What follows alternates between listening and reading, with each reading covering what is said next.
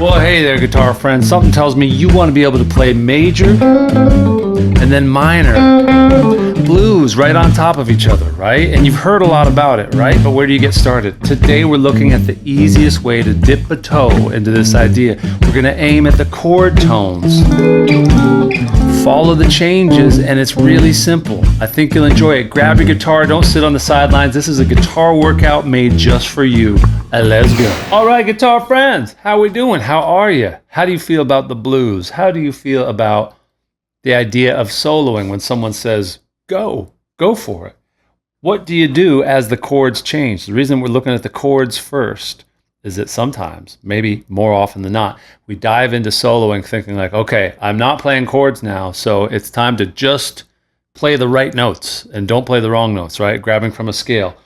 And then we go a little while and we start to wonder, well, could I play with the chords when they change? So let's use that, the changing of the chords, as our reason for looking at where we're aiming with our soloing. And that's going to get us into this idea of the week, which is major and minor blues, and mixing those two flavors. So no matter where you're coming from with your background in blues, and I think this will sort of help clear up some choices that you have. So quick question, can somebody tell me what note am I drawing in right here? If we're thinking of A, if our home is A, what is that blue note right there in relation to a root note of an A? So there's an A right down there on the 6th string, 5th fret. There's an A up here on the 1st string, 5th fret. What's that blue note in terms of like the scale degree or the interval or the chord tone, right? That's a major third, right? So that major third, as you can see, it doesn't land inside of the minor pentatonic, right? But if we were to just play that note, and I'll play a little bit of this groove, if you were to just play that note when this groove starts, you tell me whether or not you like how it sounds. 3, 4.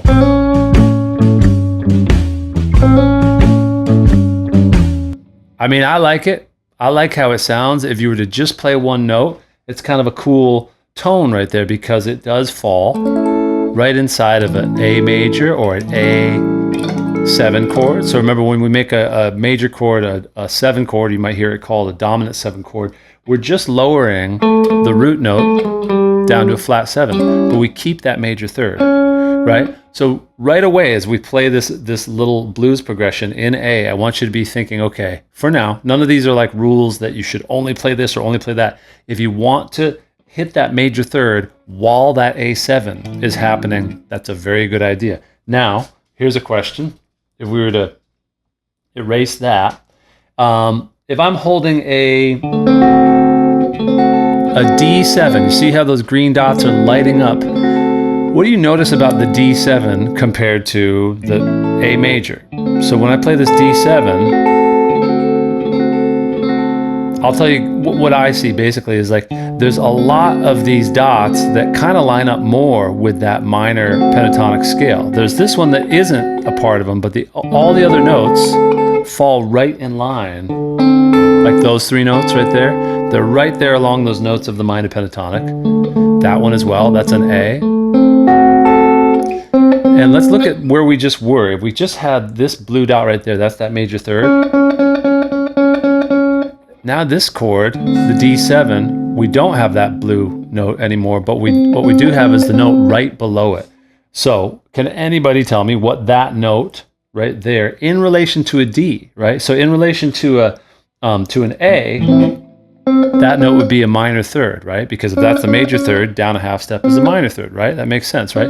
Now, if we're thinking while the D7 is happening, and we have plenty of time, we're going to have two bars to play a D7 right there, right at the beginning of the progression, right? So when that D7 is happening, that is going to be what chord tone for D7? Can anybody tell me that? Because this is going to be a really central idea here this week, is that what's happening on the 1 chord, which is that A7, and then what's happening on the 4 chord, which is that D7. And obviously we can take this to any key because that's the beauty of guitar, right? Yeah, that's the 7th. That's the flat 7th to be even more specific, but yeah, that's how we would call it. It's the 7th because if this D chord is these notes right here, these green notes, that one right there is a C, and a C is a whole step below the root, which is the D. So what makes this maybe a little bit elusive is that we're so busy trying to think of, okay, what notes do I play in an A blues or an A minor blues or an A, 7 blues, that we sometimes forget to think of, well, what is that note in relation to the chord that's happening? The chord that's happening right there really loves that C, that natural C. That's a flat 7. That's like giving it that D7 sound, right? So all that said, let's just play those first 2 chord changes, and I just want you to keep it super simple and be going, and then go down by 1 note. Ready? A 1, 2, 3. Play that major third. Now get ready to go down just by 1 fret. Now go back up 1 fret. So, yeah, we're gonna play. Don't worry, we're gonna dive into the play. But doesn't that kind of sound good already, just as like 1 note? And it starts to explain why you'll hear things in the blues where it's like almost the same lick, but then it changes just a little bit, like.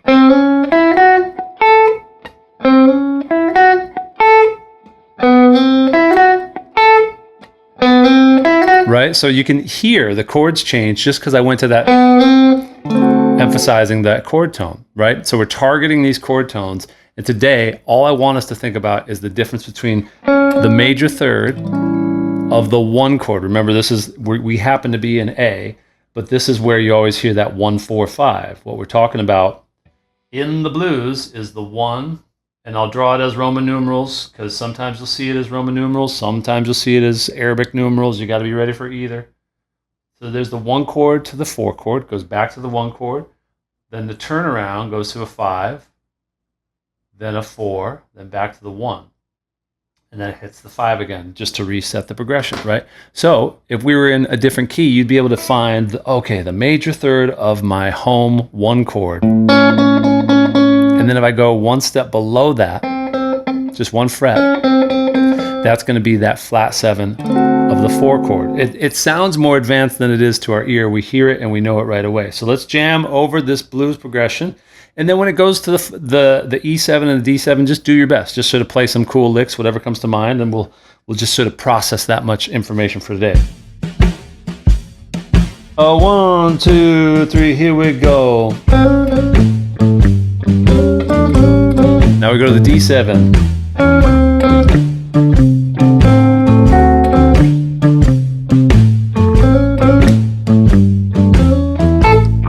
Now we got E7, just try to find a chord for now, maybe that's cool.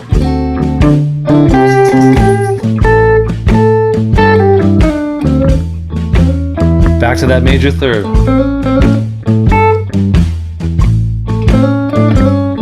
And when you approach these notes from above or below, just by a little bit, you slide into them, right? It gives it that bluesier sound, right? How about if you go up 1 fret? Yeah, that would be my one last little detail that you can follow. If we were to go, if right here, that note that we said, okay, that's the 7, that's the flat 7 in relation to this D7 chord. Doesn't it make sense that if we have an E7 that's just 2 frets higher than that D7, we could take that same recipe, right? So guess what? That lights up this note right here. Switch to that. Hey!